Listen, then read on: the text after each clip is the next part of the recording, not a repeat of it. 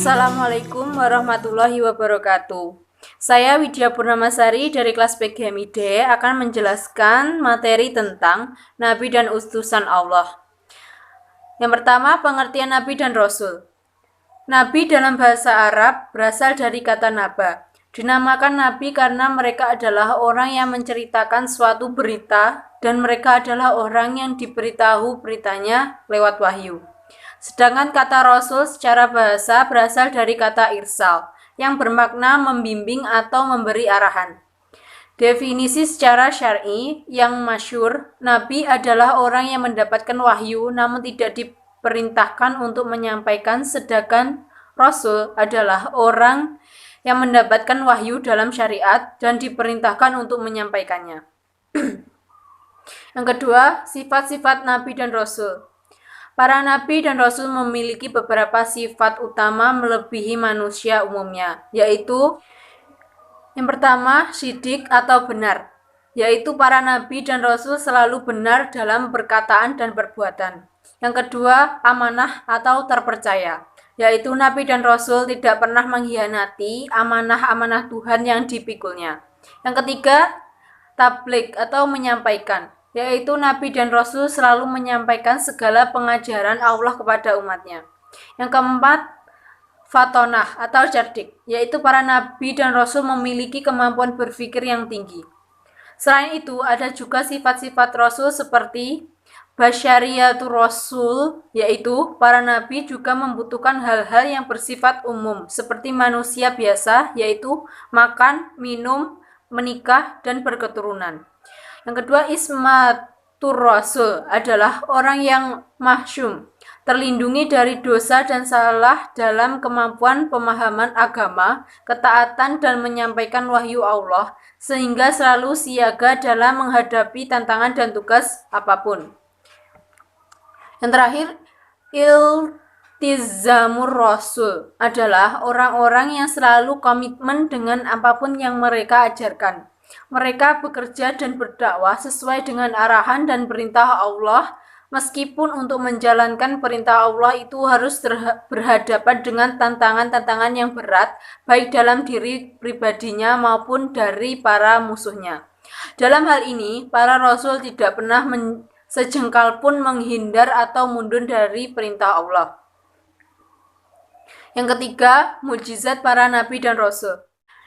Pertama, mukjizat Nabi Adam, yaitu menjadi khalifah pertama di bumi. Diajarkan oleh Allah segala hal tentang nama, benda, dan makhluk di bumi.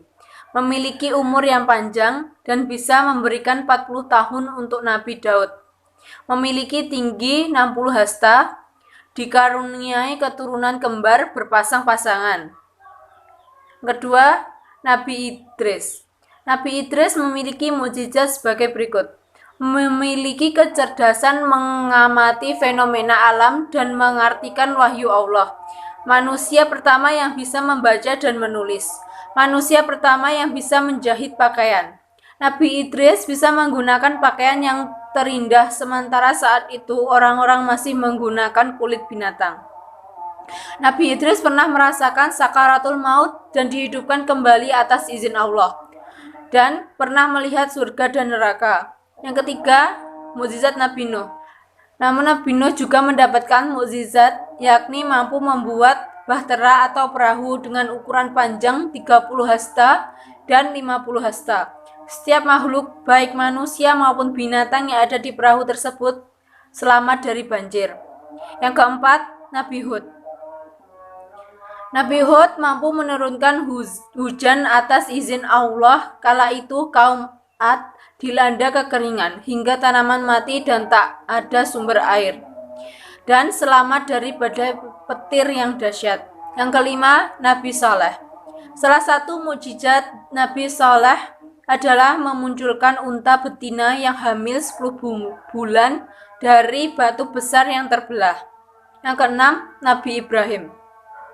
Mukjizat Nabi Ibrahim yaitu tetap hidup meski dibakar dengan api, menyaksikan burung dihidupkan kembali, mengubah pasir menjadi makanan, dan memiliki anak saat usia 99 tahun. Yang ketujuh, Nabi Lut. Nabi Lut merupakan keponakan dari Nabi Ibrahim. Dia diutus Allah untuk berdakwah kepada kaum Sodom, yaitu kaum yang rusak dalam dan terkenal dengan perilaku seks sesama jenis. Dakwah Nabi Lut pun ditentang oleh mereka. Sesaat setelah mereka mengusir Nabi Lut, Allah membinasakan mereka dengan bencana gempa bumi dan angin kencang. Yang kedelapan, Nabi Ismail. Salah satu mukjizat Nabi Ismail pun masih bisa kita lihat hingga sekarang, yaitu munculnya air Zam-Zam. Yang kesembilan, Nabi Ishak. Dalam Al-Quran disebutkan bahwa Nabi Ishak adalah hamba yang memiliki ilmu, akhlak, dan perbuatan yang baik. Dari keturunannya lahir nabi-nabi yang berasal dari Bani Israel. Yang ke-10, Nabi Yakub. Dalam beberapa riwayat, Nabi Yakub digambarkan sebagai sosok yang memiliki karakter yang kuat dan keimanan yang luar biasa. Yang ke-11, Nabi Yusuf. Nabi Yusuf memiliki paras yang tampan.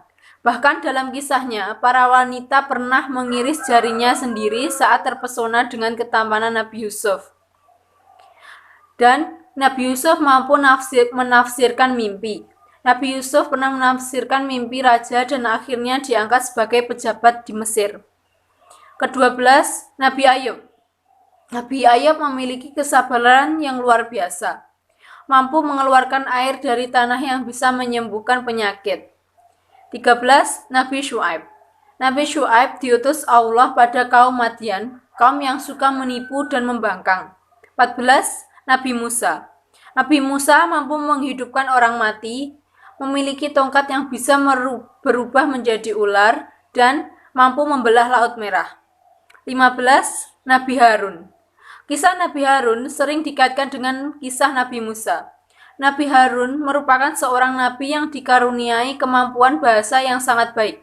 Nabi Harun juga berjuang untuk memberantas berhala yang dipimpin oleh Samiri, tukang sihir dari kerajaan Fir'aun. 16. Nabi Zulkifli.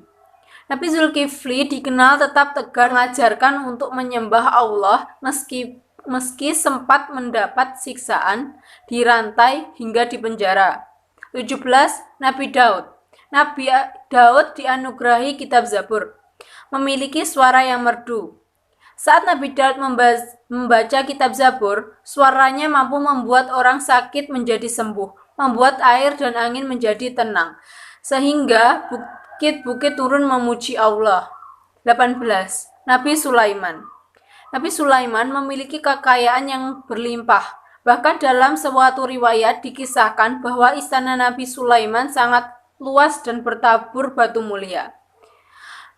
Dan Nabi Sulaiman dapat berbicara dengan binatang, mampu menundukkan angin, memiliki bala tentara dari kalangan manusia, jin maupun hewan. Yang terakhir mengalirkan tembaga dari perut bumi. 19. Nabi Ilyas. Masih di kalangan Bani Israel, Nabi Ilyas menghadapi kaum yang gemar menyembah berhala bernama Baal. 20. Nabi Ilyasa. Nabi Ilyasa diberikan tugas untuk melanjutkan dakwah dari sang ayah, yaitu Nabi Ilyas untuk Bani Israel. Salah satu mukjizat Nabi Ilyasa adalah menghidupkan orang mati atas izin Allah. 21. Nabi Yunus. Ketika menaiki kapal bersama pengikutnya, awan hitam dan badai besar terjadi. Para penumpang kapal pun mengorbankan Nabi Yunus dan menenggelamkannya ke laut. Meski sempat ditelan paus, Allah tetap menyelamatkan Nabi Yunus. Hal inilah yang menjadi salah satu mukjizat dari Nabi Yunus. 22. Nabi Zakaria. Nabi Zakaria merupakan keturunan dari Nabi Daud dan Nabi Sulaiman. Tak banyak kisah mengenai Nabi Zakaria. Namun menurut beberapa riwayat, Nabi Zakaria juga memiliki sikap yang rendah hati dan selalu bersyukur kepada Allah. Seperti Nabi Ibrahim, Nabi Zakaria juga mendapatkan keturunan saat usianya yang tak lagi muda. 23. Nabi Yahya.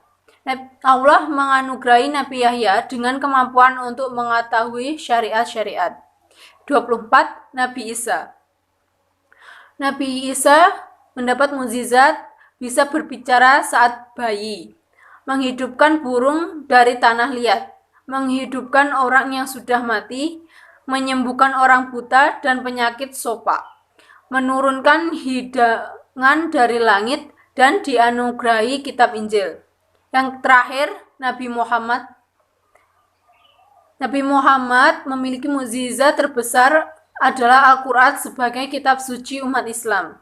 Mampu membelah bulan, mengalirkan air dari jemari tangannya, mampu menurunkan hujan, di atasnya selalu dinaungi awan, melakukan perjalanan ke Sidratul Muntaha saat Isra Mi'raj, dan masih banyak lagi. Yang keempat, Rasul Ulul Azmi. Rasul Ulul Azmi adalah Nabi Nuh alaihissalam, Nabi Ibrahim alaihissalam, Nabi Musa alaihissalam, Nabi Isa alaihissalam, dan yang terakhir Nabi Muhammad SAW. Di antara para Rasul Ulul Azmi, Rasul yang paling tinggi martabatnya adalah Nabi Muhammad SAW. Nabi-nabi yang lain diutus untuk umat yang terbatas pada zamannya saja. Sedangkan Nabi Muhammad SAW adalah Nabi terakhir yang diutus untuk seluruh umat manusia serta menyempurnakan syariat nabi-nabi terdahulu hingga hari akhir. Sekian penjelasan dari saya, ada kurangnya mohon maaf. Terima kasih. Wassalamualaikum warahmatullahi wabarakatuh.